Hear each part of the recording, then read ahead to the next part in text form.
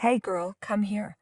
Victor shouted at the street through the open window of an expensive foreign car, which a split second later stopped right next to Betty, blocking her way. The shocked girl stood as if dumbfounded. She didn't even have time to realize how she was grabbed under the arms of two huge ambassadors and, grinning nastily, sat down on the back seat of the car. "That's it. You're in big trouble, baby. Until you serve me and my father to the full program, and so that we are also satisfied, I will not let you out of the house," squinting, said a young man in his 20s, looking at the girl with a greasy, sticky look. "Come on, let's go," he ordered the bomber, who sat silently staring out the window, watching everything that was happening as if he had seen it for the first time. That day Victor was on a roll. He left the house at the crack of dawn, waking up his father's guards and driver and ordering them to get in the car and drive around the city streets. Such outbursts of strange desire and emotion were not the first time the young man had manifested themselves. But that day he wanted something special, truly exquisite and unusual. "The time is right," he said, looking out the car window. "The girls are young, juicy, who are coming back from the night, who are going to work." There were no streams of people this early. There were really only young people on the street. Victor kept looking out the window until he saw what he needed. "Here," he exclaimed, pointing his finger at a tired-looking Betty who was coming back from her shift that morning. For want of anything better, the girl had been forced to work as a simple operator. All night on the phone. In the morning she had a splitting headache and hardly realized the reality that surrounded her. Her only dream was to get home as soon as possible, and after a shower after a hard day's work, to go to bed. When she heard a scream from a passing car, she didn't even immediately realize that it had something to do with her. It was only when she wanted to jump out of the car, but couldn't. "Open the doors. Open the doors," she exclaimed, sobbing. "You have no right, stop the car." But instead the bomber only increased speed, and Victor continued to grin. "Let's at least get to know you," he said, putting his hand on the girl's knee. "Because I'm a decent man, you know, well-mannered, intelligent, and somehow I'm not used to having fun with strangers. Why are you shivering so much? You'll like it. And my father is such a cool man." From fear and disgust, Betty squeezed herself into the seat of the car and from the last strength grabbed the young man's hand and removed it from her knee. In response, the girl expected anything. She realized that she was in an absolutely powerless position, and this insolent and boorish type could right now give her a slap on the face and, piling on the seat, create with her the abomination that she would remember for the rest of her life. And these bogeymen who serve his interests would not even tremble, if not already join. "My God, not again," she thought to herself with horror. "Lord, help me. I can't stand it. I'll just die." Betty prayed and cried, and the major laughed out loud. "Okay, relax," he said. "What are you so tense about? I'm used to coziness and comfort, you know, so let's get home, where my big, comfortable, and soft bed. In the meantime, you get ready." Betty realized that only a miracle would save her, and she believed in miracles. "Well, my life can't just end like this, can it?" she pondered to herself, trying to calm down a little. "There must be someone to help me. I just can't believe this juvenile scumbag is going to get away with this." As they pulled up to the luxurious mansion, the young man grabbed the girl by the arms, and ignoring her resistance and screams for help, dragged her into the house. "Shut up," he hissed in her ear and grabbed her by the throat. "Or I won't drag you to bed. I'll spank you right in the basement. You'll know."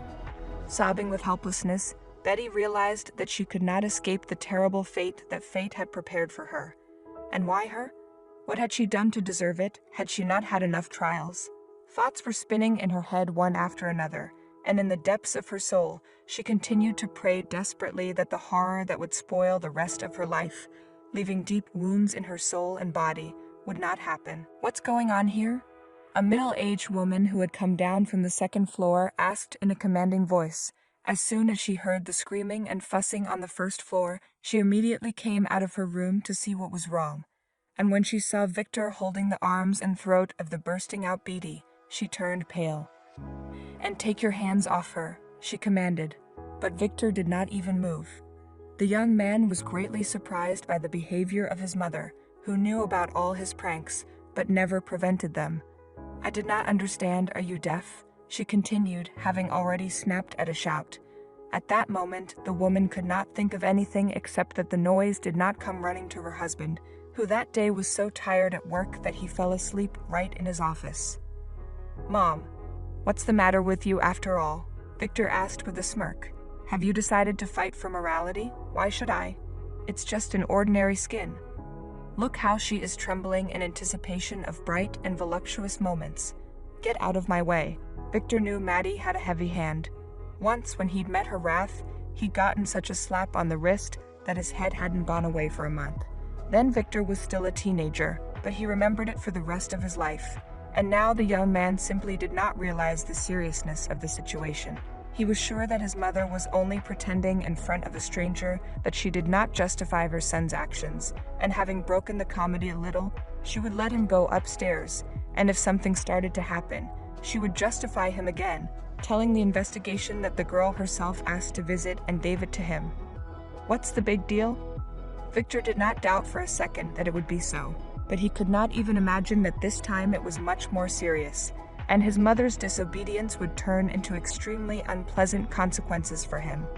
With all her might, Maddie grabbed her son's groin, and looking into Victor's eyes, who was writhing in pain, she hissed, "Did I not make myself clear? Get out of here. And don't let me see you again today. And if you try to stick your nose out of your room, you'll get a beating that will not be enough." Barely moving his legs, Victor wandered to his room. His mother's blow was so strong that the young man struggled to get up to the second floor. "Well, I'll deal with you too," Maddie said angrily when she heard the banging of her son's closing door. "Get out of here, child, and get out of here. And forget you ever came here. You understand? If you try to say a word about what happened or make a report to the police, I'll get you out from under the ground, and then you understand." Tears were streaming down the cheeks of the frightened Betty. The girl hardly realized that she was saved from those nightmarish minutes, which she might have had to endure in the room with the major. She was afraid that it might happen again, so she decided to ask Maddie a question before the woman grabbed her by the scruff of the neck and threw her out of the house. "Sorry," Betty whispered quietly through her tears. "What if your son finds me again? Only he wouldn't drag me back to his house. You know what I'm talking about. How can I be sure it won't happen again?" "Ah, you little brat. You little brat," Maddie exclaimed. "You want some kind of guarantee. Isn't that a lot to take on, little girl? Do you think too much of yourself? Is that too much to ask? Get out of here and be thankful you're not being carried off on your own." As soon as Maddie threw Beatty out the door, she sat down on the couch and grabbed her head. "Jesus," she thought to herself. "Well, no, not this. For so many years I have lived quietly and never even remembered all this. Why did my fool have his eye on her? It's a big city. Why didn't he bring any other girl into the house? I wouldn't have prevented it. But her, not her. What am I supposed to do with all this now?" The thoughts swirled in Maddie's mind, one after another. She recognized the girl immediately, but at first she couldn't believe her own eyes when she saw her. This simply couldn't be. But to the woman's great regret, it was the very reality in which she found herself by fate, by coincidence. Oh, how she wanted to believe that Betty would never show up on their doorstep again, and that Victor wouldn't seek her out and try to get what he wanted. But how would she explain to her son, her only son, whom she had always spoiled and forgiven absolutely everything? She covered for him even in the toughest and most sensitive situations, against both common sense and her husband's opinion. He could touch anyone and drag into the house or into the bushes any girl he had his eye on. What would she say to him? Maddie sank into memories of days long past that she thought were long gone. She didn't want to think about it all. She had lived so peacefully all these years, confident that the girl who might have disturbed her peace had long ago left for another town with a new family, and she would never run into her in her life, even by accident. But why has fate thrown me such an ordeal? Maddie asked both the universe and herself. Why? What have I done wrong? What am I supposed to do with all this now? Maddie had always lived with a sense of inner dissatisfaction, watching her mother's trepidation for her sister time after time. Why is that? Asked Maddie to herself, who didn't understand how it was possible to love twins differently. I mean, she and I are exactly alike, but somehow she gets everything and I get nothing. Katie didn't even realize how much she was hurting one of her daughters. She was always so openly happy about Veronica's successes, but never praised Maddie, who was always trying to show off to her mother in order to win her love. When Kathy passed away, Maddie rejoiced. She realized how awful it was and that it was wrong, but she couldn't help it.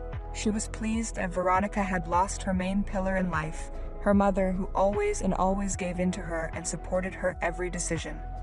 But when a few months later she met him, a successful young man who became not only a new support for Veronica, but also a very promising ticket to a future wealthy life, Maddie could hardly contain her fury. Why didn't he pay attention to me? She resented. After all, we are like two peas in a pod. Few people would be able to tell us apart at all, and that was true. But Alex was the only person, besides his mother, who could tell the difference between the sisters and never confused them. Maddie silently and angrily watched how happy her sister was next to the man she loved, pretended to be genuinely happy for Veronica, and in fact kept a stone behind her soul for many years.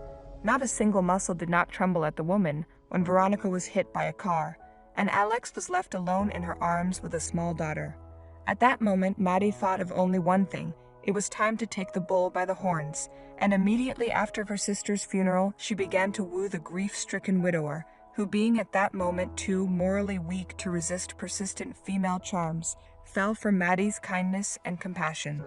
"How will you live alone?" she wailed, holding Alex's hand as he downed another drink, trying to numb his pain. "Your daughter is so little. Betty needs a mother's care. She can't do without it. She's just a baby. She lost her mother when she was 2 years old, and Maddie was not going to replace her Veronica, who adored her little daughter madly." The woman was looking for different ways to get rid of the girl, thought over the options, but before she waited for the moment when Alex finally surrendered, and their relationship was no longer limited to only bed, and was formalized. "I'm really not acting like a human being," he said thoughtfully. "I feel like I'm using you to numb my pain and satisfy my lust. It doesn't feel right." He spoke openly, unabashedly, and Maddie knew that there was no love or deep affection between them, and there was no way there ever would be. But did she care about that? No. She'd been in love with Alex from the first day she met Veronica, and she dreamed of being in her sister's husband's bed. Once he married Maddie, the man settled down. He was no longer tormented by the conscience of taking advantage of her weakness and favor. If he had only known how this decision would turn out for him, he would never have made such a rash act. "How can you make such a suggestion to me?" The director of the orphanage was outraged when she saw Maddie with a little girl in her arms. The woman placed an envelope on the table in front of her, which was literally bursting with a thick wad of money. That afternoon, Maddie had been out with Betty, as usual. She had long wanted to get rid of her late sister's daughter, who constantly reminded Alexei of Veronica and drove him into apathy. She needed a child of her own. The man was to have only one heir, and it was a son, which at that moment Maddie already carried under her heart, but had not yet informed her husband that soon there would be an addition to their family. "I'm begging you," Maddie begged, playing out the tragedy with tears in her eyes. "My husband will go crazy if this girl lives in our house. My son is about to be born, and he deserves his love more than anyone else. I can no longer live under the same roof as my late sister's child. My husband falls into some kind of melancholy every now and then, and I need to move on with my life and get rid of the living reminder of his pain. You must understand me." After a few minutes' silence, which the director of the orphanage spent in thought, the woman gave her consent. "All right," she said. "I'll help you, and I'll change the girl's identity so that no one will find her." That day, Maddie came home in tears, and for Alex it became the second most tragic day of his life. "Lost her how?" he exclaimed, barely holding back tears when he heard that Maddie had gone into the store during her walk and left her stroller at the entrance and didn't find it when she came out. "How could you even leave her alone? Why didn't you take her with you?" "I always did," Maddie whispered softly. "It's our local store, that's what all the moms do." "I didn't think this would happen." Theatrically rolling her eyes, Maddie rolled off the couch onto the floor and clutched her stomach as she continued to sob. "What's wrong with you?" Caught up with Alex, who called an ambulance at the same second. That's how he found out that he was about to have a son. Maddie was satisfied with the scene, which her husband believed in like a little child who trusts everything around him. When several months of searching failed to find the girl, Maddie was already pregnant, and Alex was more focused on his future son than on his missing daughter. The man simply didn't have the emotional strength to worry about two things at once, so he focused on one, eventually coming to terms with the fact that Betty was gone forever and would never be found. The man didn't even want to think about what could have happened to her. When he rose and became a truly wealthy man, he did not ask the security staff to continue the search, which in due time was indifferently completed by the police. Alex was too afraid to learn the terrible truth, and really didn't want to traumatize his family. His son was growing up, and Alex was completely focused on raising the boy, and the man would never have known that he had a daughter, if not for a coincidence, which was a complete surprise for both him and her. "Girl, wait a minute, where are you in such a hurry?" Alex shouted, getting out of the car and running after Betty. For the first time, the man saw a copy of his dead wife a few days ago, and he couldn't believe his eyes. He didn't dare to approach the girl. "I'll frighten her with my stalking," he thought to himself. "And aren't there many people who look alike? Perhaps I am mistaken." That same day, he instructed one of his security officers, whom he trusted implacably, to make his own investigation. And what was his surprise when he learned that the girl he had secretly photographed on the street had not only grown up in an orphanage, but had been there almost at the same time his daughter had disappeared. And the name too. The director of the orphanage didn't bother and enrolled the girl on the papers she had in her possession. Dead 2-year-olds who had no time to bury, the woman decided not to change her name, but the initials were different. The birth certificate of little Betty, which Maddie had thoughtfully brought along with the girl, the woman destroyed. "How could you do that?" Alex asked Maddie, who had been summoned for a serious conversation the same day when the folder with all the documents and evidence was laid on his desk. "How could you have the conscience?" In response, the woman only remained silent. She simply did not know what to say to her husband. Until recently, she had been sure that the truth would never come out, but she was shocked that everything had spiraled so quickly. Literally in a matter of days.